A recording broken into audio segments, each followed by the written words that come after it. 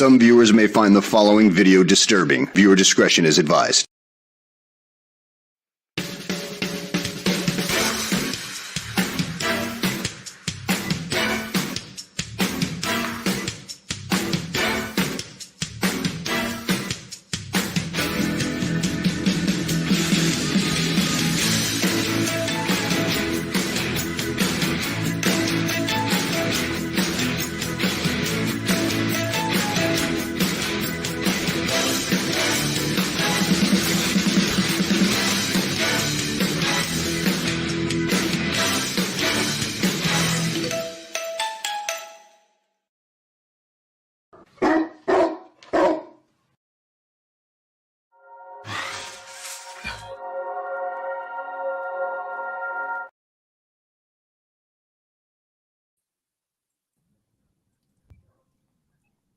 The dynamic duo becomes a trio. It's 4 o'clock in Los Angeles. It's 6 o'clock in Chicago. And here in New York City, it's 7 p.m. Hello, everybody. Welcome to a very special edition of What's the Buzz, America's Best Popcast. I'm the Mad Dog, Angelo Mad Dog DeCipio, joined as I am each and every week, the Pitbull, the mouth of the South herself, Amelia, the Pitbull Chapman. How are you, Amelia? Good. How are you? I'm absolutely wonderful. We got a special guest tonight. Our two-man team turns into a three-man over-the-top battle royale tonight. So we're going to have a good time tonight. Yes. Before we get started, let me tell everybody, you are watching America's Best Popcast. Mhm. What's the Buzz?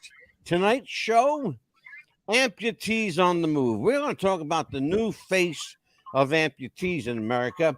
It's a special show for me because my sister was a double amputee. And she's not with us now. I lost her 5 years ago, but in large part because she lost limbs. Now it's just 5 years, but it seems that the world of prosthetics has come light years. Absolute light years since my sister passed. Let's talk a little bit about the move to have amputees move. It's a great show concept, and we're going to do it tonight. Amelia, Yes. I want to give you the honor, young lady.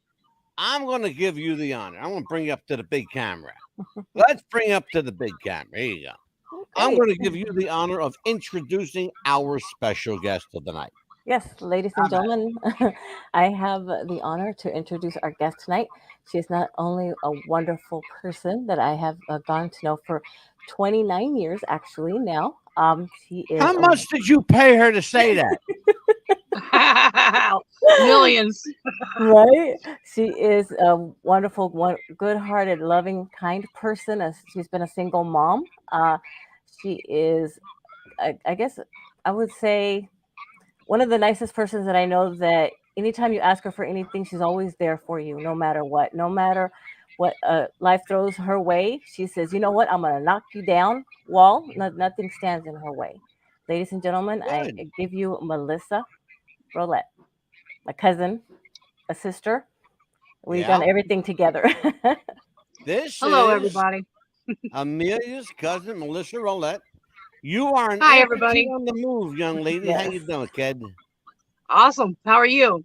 Good. We spoke a little bit before camera rolled, and got a little feel for you, and without going into any show subject. Right. I like to do that while we're on the air.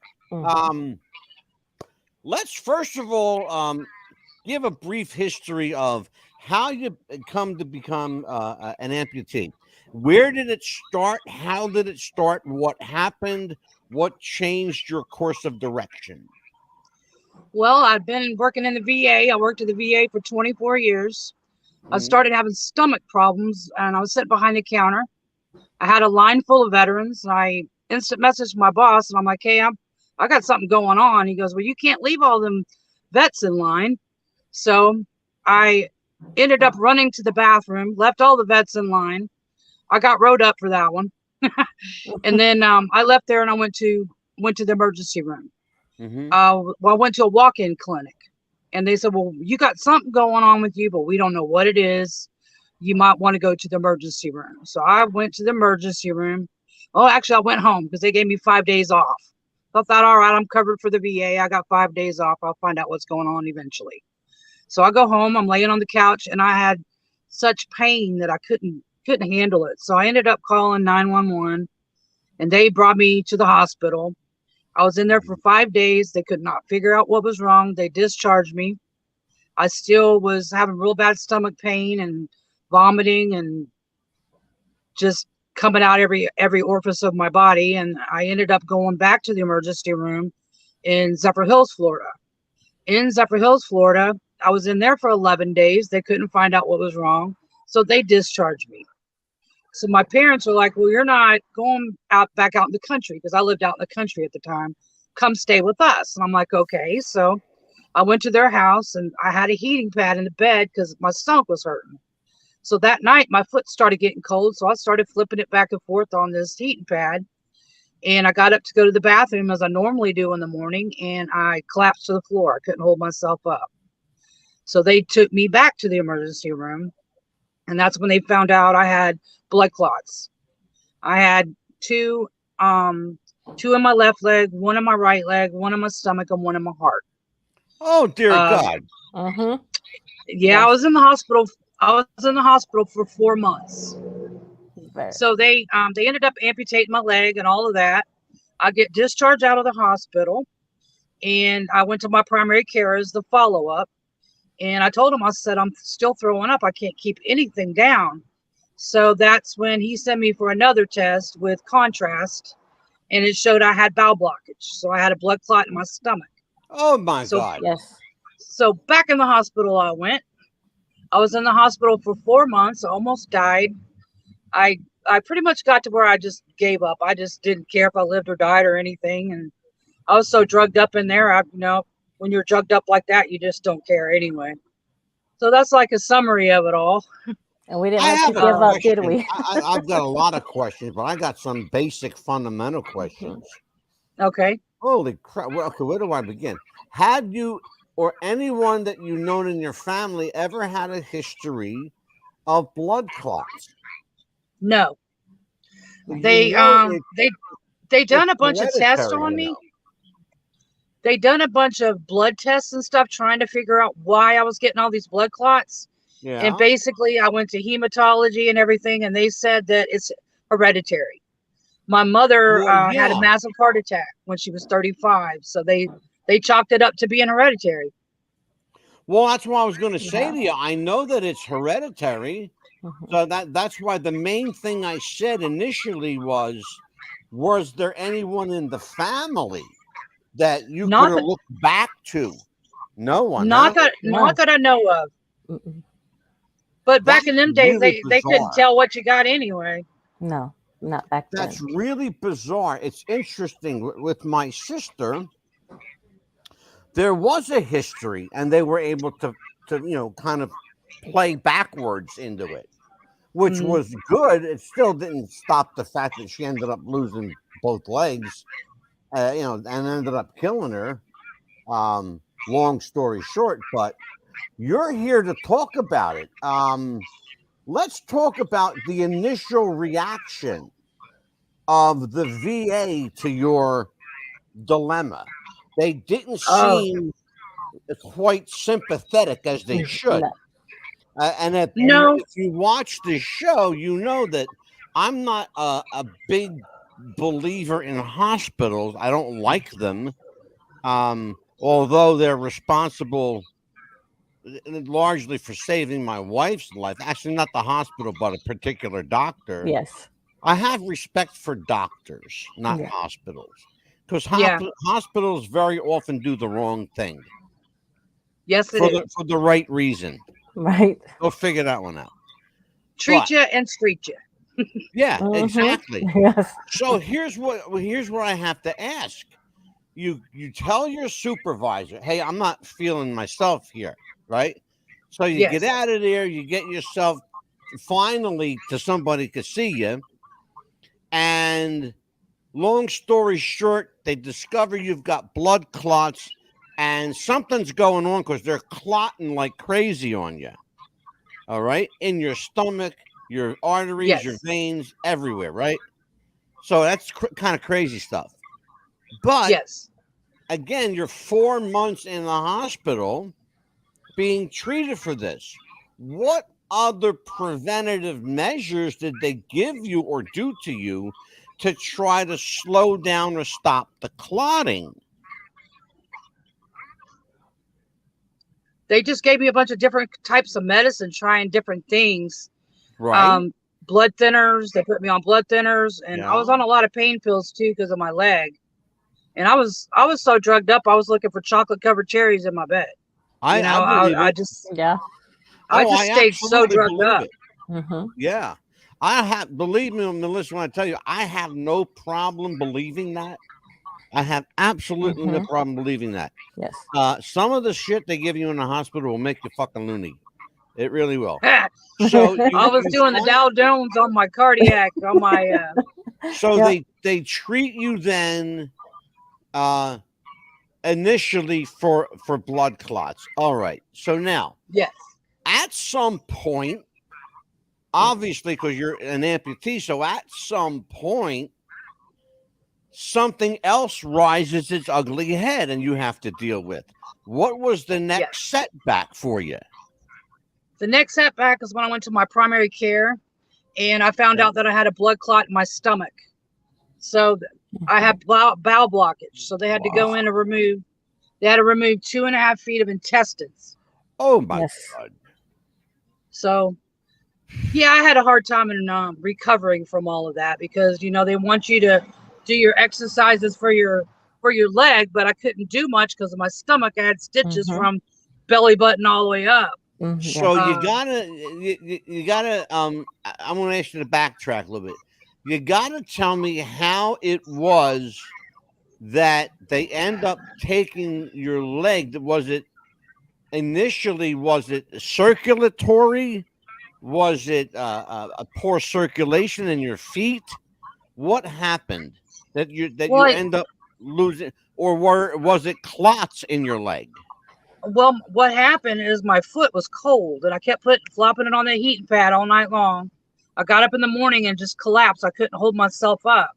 So they took me to the emergency room and they called down a vascular surgeon. He goes, I need to go in and find out why you're not getting circulation. So he goes into my groin on that leg and he goes, well, you got a blockage. You got a blockage in there. He puts a chemical in there to get rid of that blockage. And when he did that, he goes, I'm going to go check the other leg. So he goes into my groin on the other side, goes in that leg and goes, wow, you got a blockage over here too. Oh, so he my puts God. that chemical in that leg to get rid of it. Now, this chemical, you can only use it once.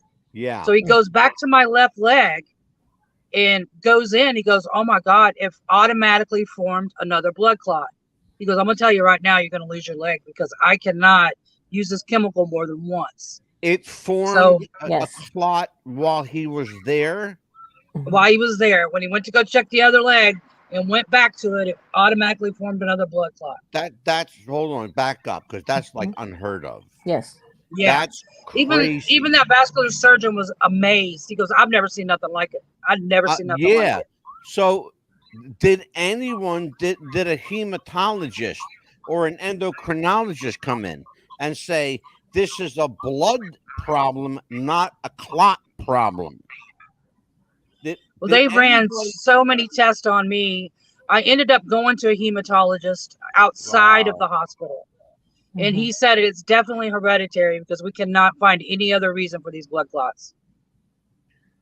And you can't pinpoint anyone in your family that you can go back to that this might be the person, like a grandfather or an uncle or an aunt or anyone. See, my mother had a massive heart attack when she was 35. Oh my and God! She had some kind of vascular disease, but I don't know. I've tried to look at her records and stuff like that, the records that I have from her hospital visits, and I couldn't find nothing in that either. Is your mother obviously no longer with us, right? No. She passed in 1981. And she was 35? 35, yes, sir. She just recently would have had a birthday too. Yeah, Amelia, questions. Yeah, no, I remember Melissa. We used to see her every day in the hospital. I mean, every day we used to say hi to her, and they knew us pretty much by name. They would say, "Hi, Jeff, Amelia. Hi, we're here to see Melissa. Don't worry." And they would say, "You have anything?" Like, no, we don't have anything for her today. Yeah, Unless it was just a questions for snow. Melissa. Yes, and I know, Melissa, it's affected you so much, and I know how much behind the scenes did you not tell us that it affected you? Well, I think you go through stages. You go through accepting it. You go through a denial stage. Like, why did this happen to me? You go through a major depression. And sometimes I still go through that depression. It's like right now I'm down. I have a bump on my stump. And I have to rely on my fiance to do everything for me. He has to go and do the laundry, and he has to do everything. And I hate relying on people. And Well, you know do go what? through phases. I have to give you kudos. I want to say this. I want everybody to hear this. Yes. I got to give you kudos because you got an amazing attitude. You have a kick-ass and take names attitude. I like Yes, that. he does. You have a never. Oh, you have no idea. You catch me on the back of a Harley. She does. She rides bikes. Oh, yes, I do. I Trust do. me. Yes. So the other thing is, you have this, take no for an answer kind of mentality, which you can't accept defeat. You never accept defeat, not when you know you've got options. So here's what I want people to know. We had a young lady on the show Saturday, much like what Melissa just said. Stephanie Dudley was here. And she talked also. That's a very, very big thing in that you have to identify the stages of grief that you're going through. Yes, you're going to get angry and depressed and sad, and you're going to want to negotiate, and you're going to want to you want to lash out at the word. You're going to want to do all of these things, before you finally, at some point, come to the level of acceptance, which is, this is my life. This is the way it's going to be, and I got to make the best with what I got, which seems to be is what Melissa's doing. Correct. I do. I walk into a room, usually as an amputee, you walk into a room and everyone stares. Yeah. And I hold my head up high and I smile back at them. Sure does. Because I feel like I'm a strong person by doing that. Oh, yes. Yeah, she is a very strong person. Just hold your head up high and keep on going, because that's what you got to do. Oh, look, I saw it with my sister. Absolutely. You cannot allow circumstances to dictate your course of action. Don't ever let anyone's circumstances dictate your course of action. Let them stare. Oh, yes. And how, you know what? I know actually. I know somebody who has a prosthetic leg. Okay. When people look at him, he takes it off and says, "You want to see it? You want to hold it?" I wouldn't doubt that. To the point. I've done that to little kids. Well, and I've done that for little kids, taking it off and let them look at it. It's great. And to the point where, Amelia, you'll really appreciate this. Yes. He's a big wrestling fan. And he used to go to ECW a lot. He would take his leg off. Remember the movie The Wrestler? Yes. And the guy takes his leg off and Mickey Rourke. That's the guy I'm talking about. Okay. Okay? I know him. Yeah. Is it Steve Chamberlain? No, man. No, okay. Melissa, you remember how many times we used to go out and people, we just walk on in and we start dancing. Remember how long? It didn't take you very long, did it, to start dancing again? But, no. I still get up and do it. Though. That's the thing. You can either, succumb to it or you can embrace it. Yes. This guy takes his leg off and shows anybody who wants to look at it. Here, hold it. Yeah. It's amazing. Yeah, and I know a guy that. it doubles as a nice weapon too. If you, Yeah. Yeah, it does. we had a woman on the show, and Stephanie Dudley was here. She has Amelia. Tell me if I'm lying. She has a prosthetic leg that's got all bling on it. Yes, she does. She got diamonds and sequins on it. She blinged it out. Because she was a model before she lost her leg. She was a runway model. So she's got a prosthetic leg that's got all bling on it. It's all bling the hell out. I want to talk to you about, I want to get serious for a little bit. Yeah. Yes. I want to talk to you about the acceptance. We know you went through all the stages of grief and denial, but you're at a point now where you've obviously accepted it. What's still for you the hardest thing to deal with on a daily basis? The one thing that you really wish you had like functioning legs for? Actually getting around. You know, I've got a old beat up scooter and I've got a knee scooter. I use the knee scooter inside the house. We live in an RV. We sold everything and moved into an RV to live that camping life. Yeah. And one of the things I had trouble with is getting around the campground. We have some snowbirds that loaned us their golf cart. So I have a golf cart to be able to take the trash out by myself or go just riding around because you don't want to stay in the house all the time. Yeah. Well, yeah, I think just mobility. Great. Yes. Mobility is the biggest thing. Yeah. To be able to get around where you don't have to rely on nobody. Yeah. Yeah, I'll tell you that's what. The toughest thing for me. That's the one thing.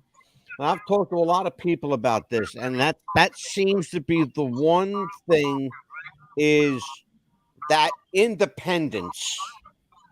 You know, that sense of independence, the ability to do for yourself without asking for additional help. The fact that you've got a scooter to help you take the trash out, that's a huge plus. It is. That's a huge plus. I can imagine. Well, Amelia told me a little bit about you, so I know you got a bit of an attitude anyway, so which is good. I like that. So I could see you out on that scooter doing like the Evil Knievel popping the wheelies on that thing. You know? Oh, this scooter hauls ass now.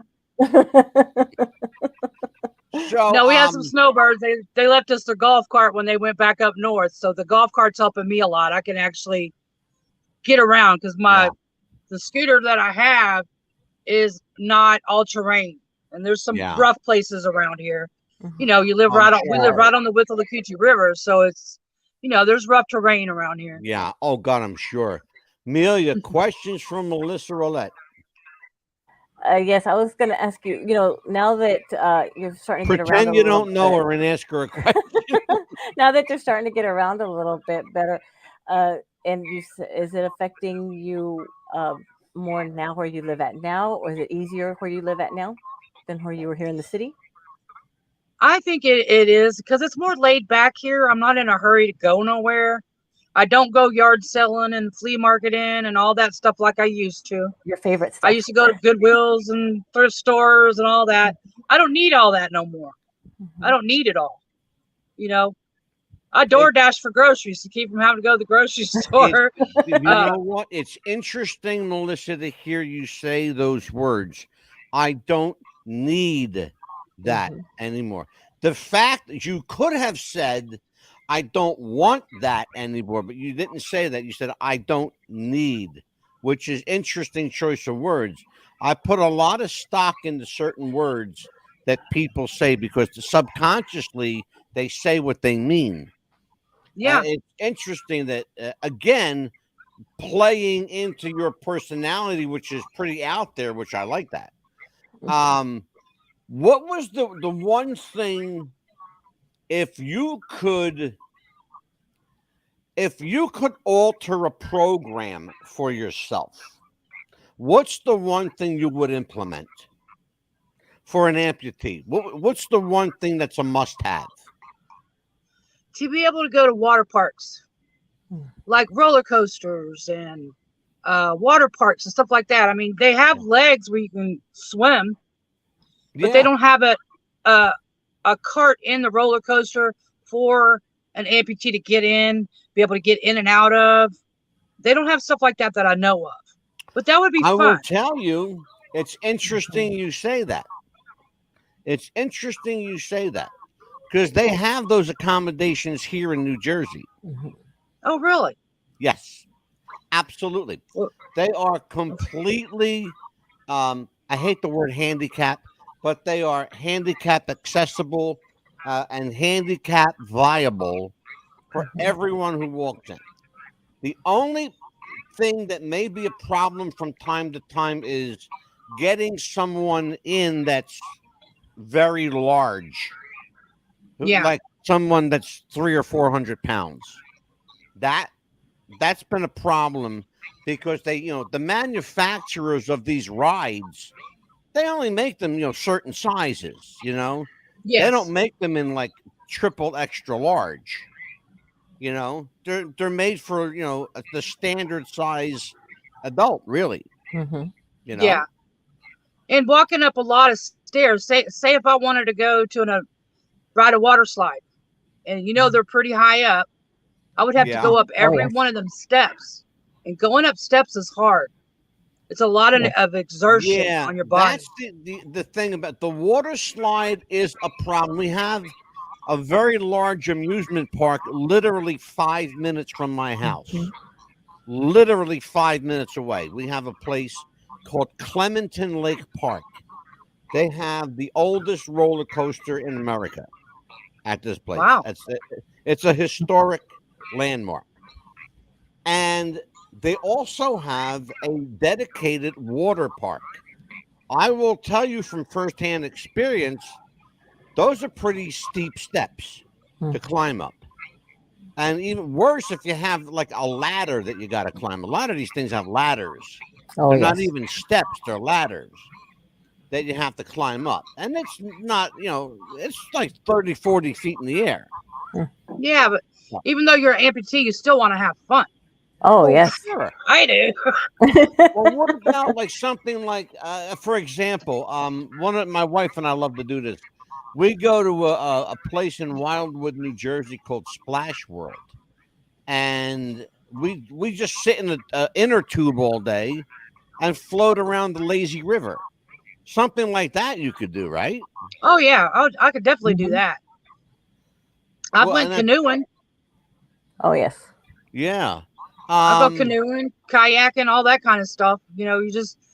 I don't see where it would be an obstruction for you if you were to put your prosthetic leg on, and wear like a pair of jeans over it. Who's going to stop you from getting on a ride? Really? Yeah, it's just climbing the stairs is the only thing. Yeah. Yeah. Sometimes you want to get on a water ride, and it'd be more fun. Well, yeah, I'm talking about something like a Ferris wheel or a roller coaster, or the Batman ride or whatever the hell they call them. Well, if I set my mind to it, I'll get on it. Yes, you will.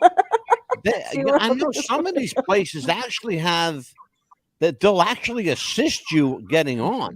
Oh yeah. Yeah, a lot of these places will assist you getting on. I want to show everybody. Oh, before I do, we're coming up on a commercial. Commercial time. Let me do this. Let me do a commercial first. And then I want to show everybody a little bit of information I uncovered today. So, Amelia, we're gonna hit our commercial. Oh, sounds good. Okay. Word from our sponsors at Shopify. Sit back and enjoy a word from our sponsor at Shopify. Jess wanted to start a business when something surprising happened. Today, I'm going to teach you how to crochet. She started crocheting, like a lot. And her friends noticed. Jess, you need to sell those. So she signed up for Shopify and started building her business. Yes, I love that. And after a lot of hard work, this happened. Oh my gosh, I just made my first sale! You see, every day, hundreds of businesses get their first sale on Shopify. We got ding! And the next could be you. So when you're ready to bring your idea to life And become your own boss. build it on Shopify. Do you have sweaty balls or volleyball netty balls? It's time to make them ready balls. The Manscaped.com Lawnmower 3.0 will do the job and clean your knob with its patented no-nick head, so your head will function as desired. Enter promo code WrestlingFuture for a generous 20% discount. That's enter WrestlingFuture for a 20% discount. Manscaped.com and Wrestling with the Future, going balls to the walls with Manscaped.com. And the Lawnmower 3.0, your balls will thank you. And so will we. What's the Buzz Podcast wants to welcome Radioactive FM 88.6 in Wellington, New Zealand, Radio Perth, Australia, and RTL Radio 102.5 in Milan, Italy. Welcome aboard, and welcome to the Buzz. Welcome back to America's Best Podcast. What's the Buzz tonight? Amputees on the move. I am the Mad Dog with the Pit Bull, and we got Melissa Rowlett. She is an amputee on the move. When last we left off, you wanted to go to the amusement park. We're going to see if we can make that happen for you. Yes. Let's talk a little bit about some of the organizations that are out there. We have an organization I looked into today. Very interesting group. It's called moveforgen.org. I want to read their mission statement because it's really important.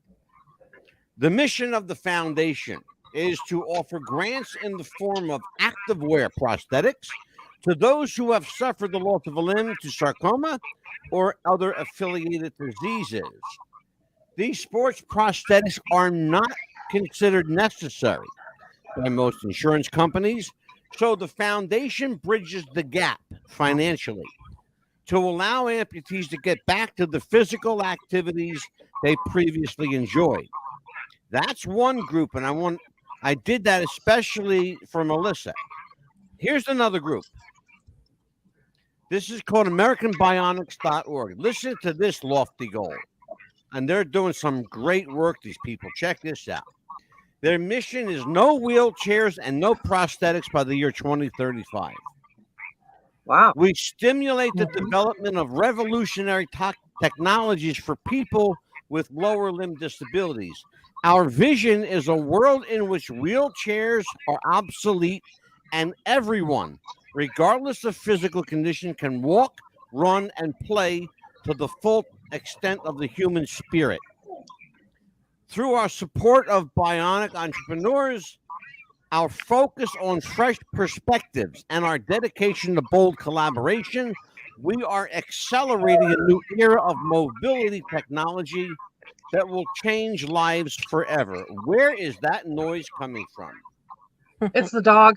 Oh, The dogs want to come outside. I'm hearing like something. Amelia, is that you, Ben? no, I don't hear. Wow. Okay.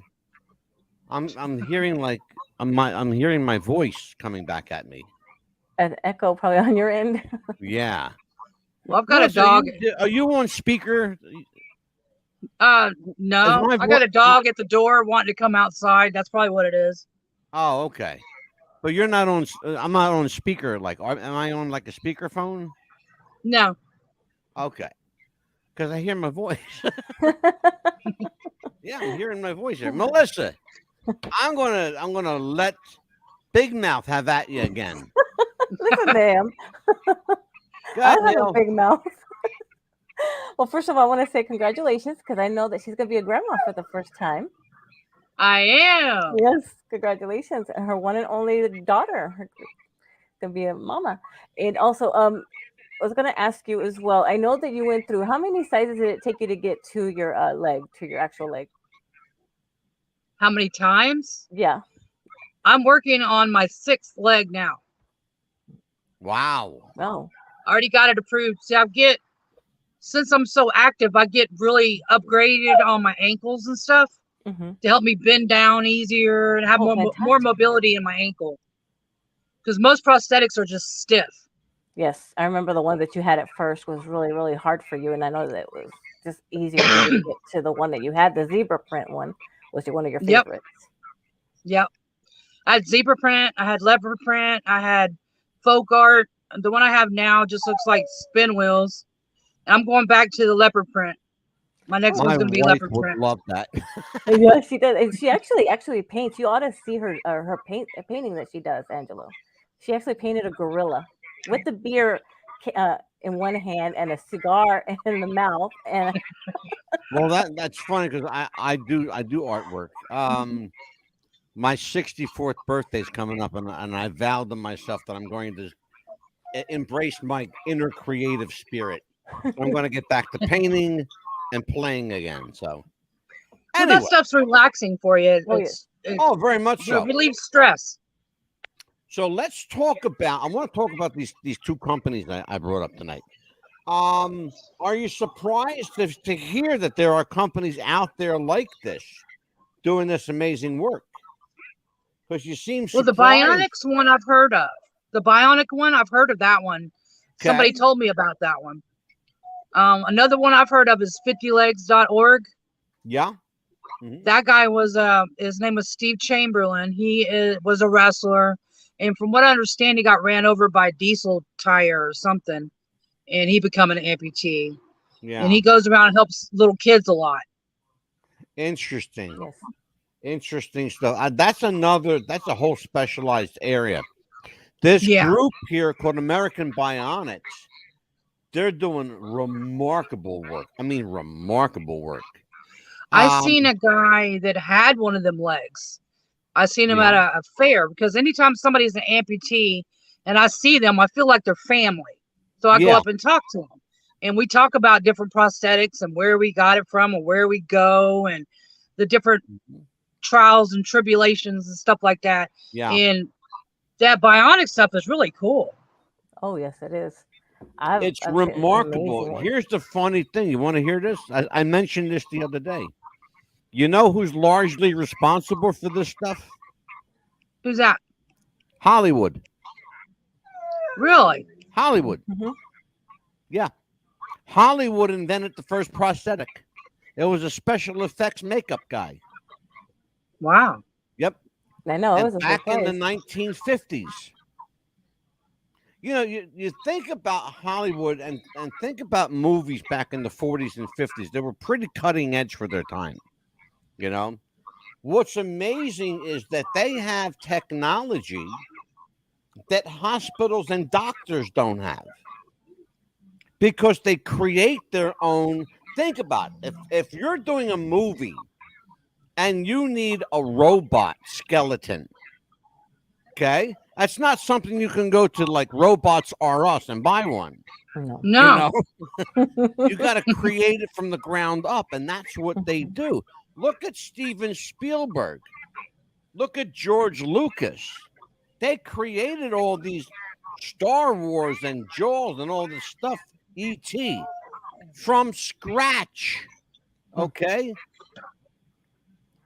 Leave the dog alone. Okay? The dog's fine. Do you hear? The dog is off to the side crying because he wants your attention. He wants to come outside. Have your attention very shortly. But Hollywood is largely responsible for the boom in prosthetics. They created the first. So it's no surprise to me that American Bionics is doing the kind of work that they're doing. You know, think about the technology that they have at their disposal. You know, yeah, they got the fingers that'll move, and they have. Oh my God, they have legs now with hydraulics in them. Yes. Wow. You hear what I'm saying, folks? With hydraulics. They have arms that you can snap on and they become a part of your body. Wow. You understand what we're talking about? We're talking about, that's crazy. We're talking about clip-on limbs that you can take with you. Okay? That's amazing. machinery that becomes part of the body. Remember the Isn't that- show? It's funny because here's what we're talking about. Remember the show years and years ago called The $6 Million Man? Yes. Yep. Okay. Remember the other one called The Bionic Woman? Woman. Yep. They were two people that were made up of flesh and machine. Well, that's what we are. We have been for a very long time, but most people never realized it. So the camaraderie between machine and man is as natural as the sun is to daylight. The problem is not everybody recognizes it, not everybody embraces it. But if you lose a limb, trust me, you're going to embrace it mighty fucking fast, real fast. Just ask Stephanie Dudley and just ask Melissa Rowlett. Yes. They'll tell you how quickly they'll embrace it. Amelia, questions for Melissa? Yeah, absolutely. I know that you have struggles and everything like that, and how hard was it for you to ask the family for help or to even help you? Because I know that we wanted to help you as much as we could, but was it hard for you to ask us for help? I living with Joanna Paul, my aunt and uncle. It was hard for me because I'd been out on my own for so long, and then you have to rely on people to go to the store and buy you panty liners. Anything you needed, I had to ask them for, and I didn't like the feeling of that. So I tried not to ask anybody for anything.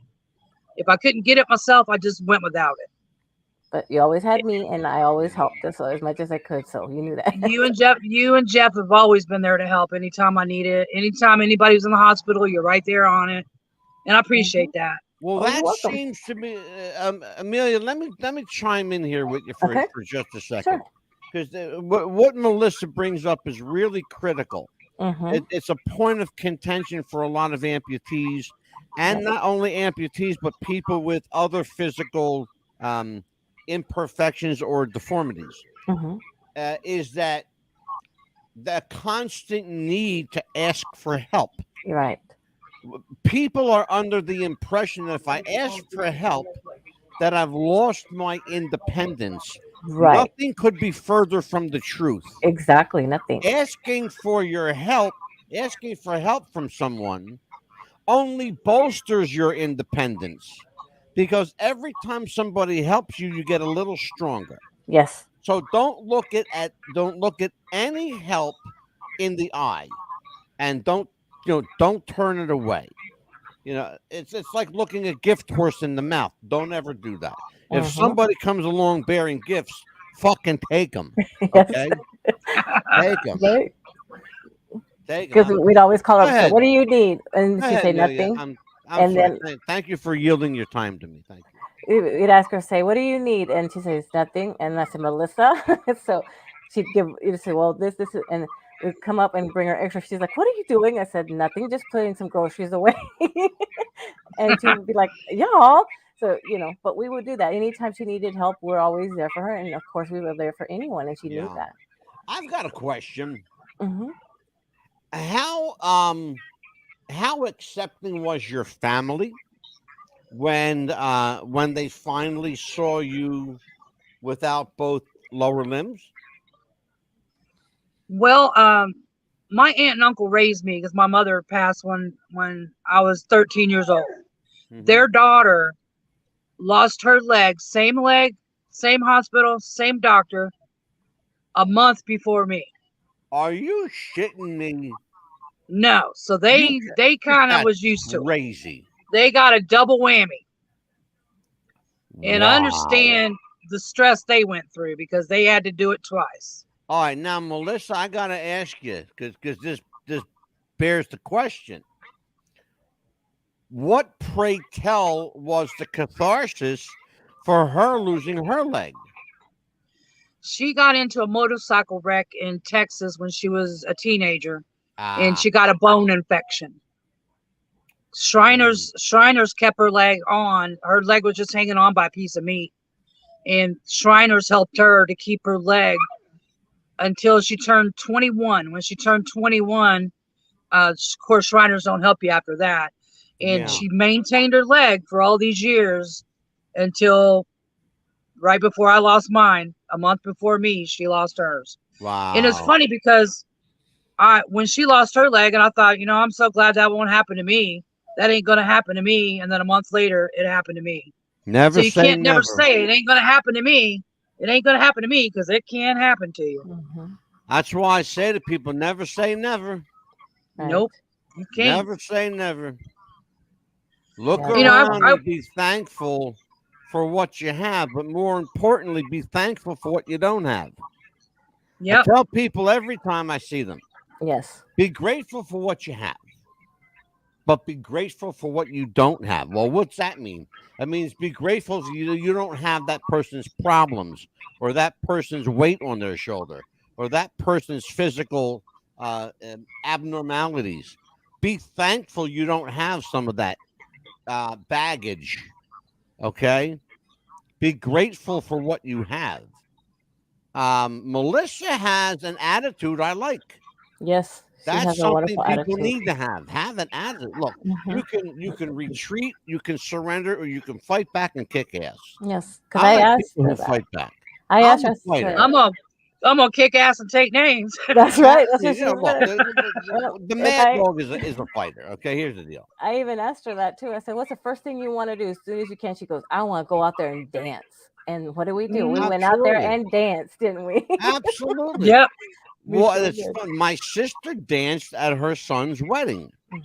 They took, of course, they picked her up out of her wheelchair and he held her there, but still, she was on her feet for it. Yep, that's what counts. Yes. And it's funny, you'll have a lot of people out there in the audience that won't dance, but when I get up there dancing, they're like, "Well, hell, if she can get up there and dance, I can get up there and dance," and they get up and dance. Absolutely. It's just got to have a positive attitude. See, a lot of people that are handicapped and disabled in wheelchairs and stuff have a really a bad attitude toward the world. This happened to me, and everybody owes me. Right. You're absolutely right about that. I want you to do me a favor, Melissa. What's that? Elaborate on that. I want talk to the people. Look into that camera and talk to the people. Well, I've worked in the VA for 24 years, and I have the utmost respect for every veteran, no matter the color, size, shape, what have you. But I've seen a lot of veterans that feel like everything's owed to them because they're just disabled in a wheelchair, and they're hateful and they're mean. Not all of them, but a lot of people. Not only veterans. Yeah. I'm not putting just veterans. I'm just saying there's a lot of people that are disabled that are hateful and mean. And I decided I wasn't going to be one of them people. I wanted to be positive, and I wanted to kick ass and take names. I didn't want to be that negative Nancy, the one that's going to be stuck in a wheelchair all my life. I will literally crawl to do what I want to do. Yes. Good. If I have to do it, I'm going to crawl. You hear what she's saying, folks? You hear what she's saying? If there's a will, there's a way. And if you're Melissa Rowlett, get out of her way. Exactly. Get the fuck out of her way. She'll run your ass over. Again, let me bring this up. For people out there, if you're looking for information, moveforgen.org is the company. Moveforgen.org. They do amazing work from children to the seniors.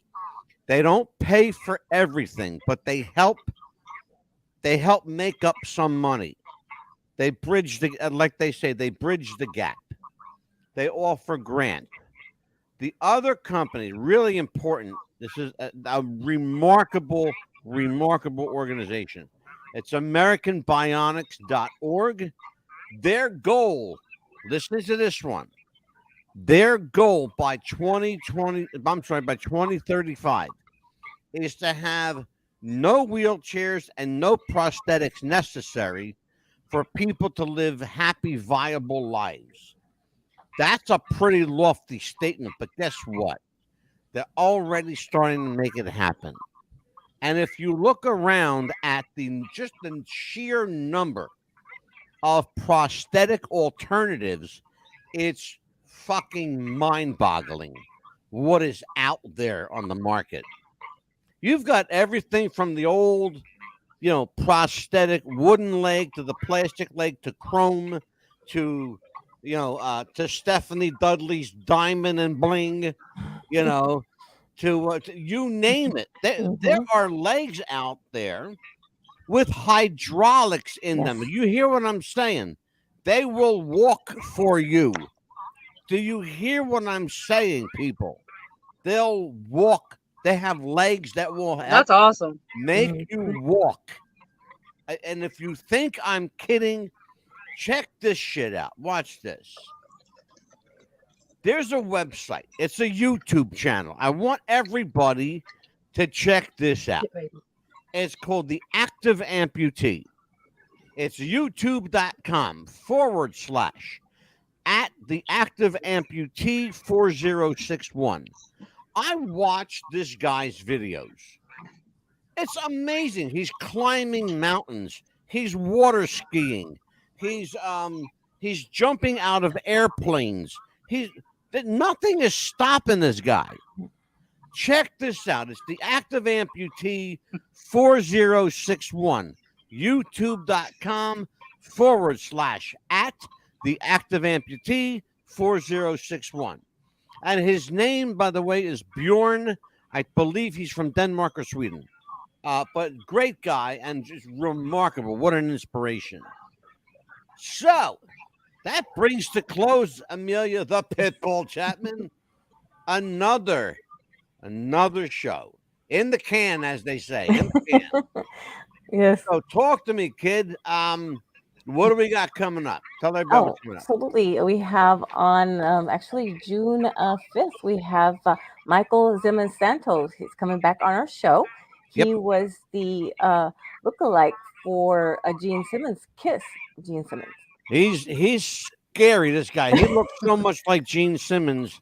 Gene Simmons doesn't even know who Gene Simmons is. Plenty I called of time. him Gene on the show 3, 4, 5 times. Ridiculous. Oh, absolutely. Crazy. And this time, though, he's going to be bringing some of his drawings. He's bringing a very talented artist. Very talented.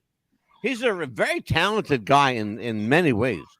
What else we got coming up? Well, June 6th, we're going to have somebody on the show, but I guess he's going to be on the set. But you said that you had something else planned. He is. We're supposed to have. I'm going to put it out there. Mm-hmm. We're supposed to have the world's #1 Johnny Depp lookalike. His name is Danny Lopez. Danny is in LA right now on a movie set. He's filming a movie. They, believe it or not, they use him a lot. Yes, he looks so much like He's fucking scary looking. This guy looks just like Johnny. Just like him. And I thought you were really gonna. I thought you were pulling my leg and thinking that was really Johnny Depp, and like you were like, no, that's. And I had to look and do a double take. That's a lookalike. That no, for real, he was looking. Yeah. Like. The other thing, we have what do we got coming on? We have Dan Emer. When's yes, Dan? On June 13th, he's going to be on our show again for the book that he wrote, The Satan Gene. The Satan Gene. Yep. Yes. Lots of questions for Daniel Emer. Yes. And later that week, a special Friday episode June 16th. Of What's the Buzz, America's Popcast. And Amelia will be joining me for that episode. That's Johnny Whitaker. Why does that name sound familiar to you? Johnny Whitaker played Jody on Family Affair. He was a child actor. Remember Jody and Buffy and Mr. French and Uncle Bill? All those folks from Family Affair. Johnny Whitaker will be here. That curly little red hair. Family Affair. My new best friend, Johnny Whitaker, actor, movie star, whatever the hell else he's doing. That curly red hair he had. I remember that. And we got, what else we got? What else we got coming up? The Psychic Paranormal from Georgia is actually going to be with us on the 19th I want and 20th everybody, of June. tell everybody. Amelia. Yes. Hold on a minute. You're talking over me, talking over you. Tell everybody what's coming up the 19th and 20th and the 26th and the 27th.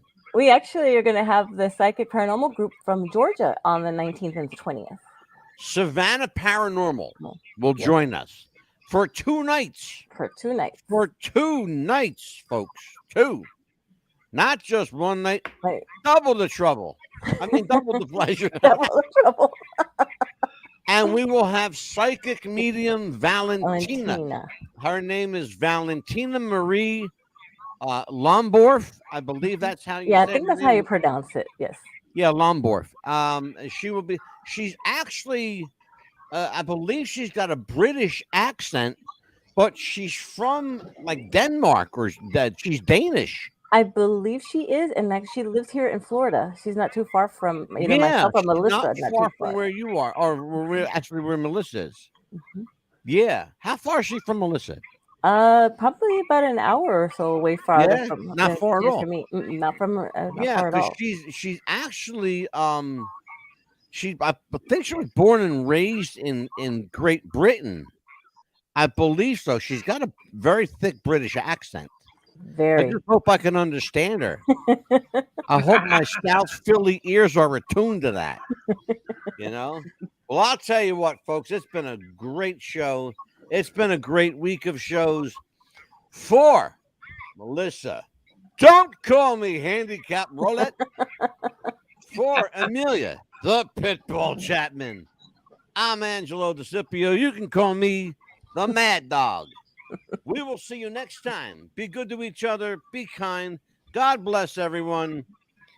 And remember, you know, instead of chasing fuzz, turn on what's the buzz.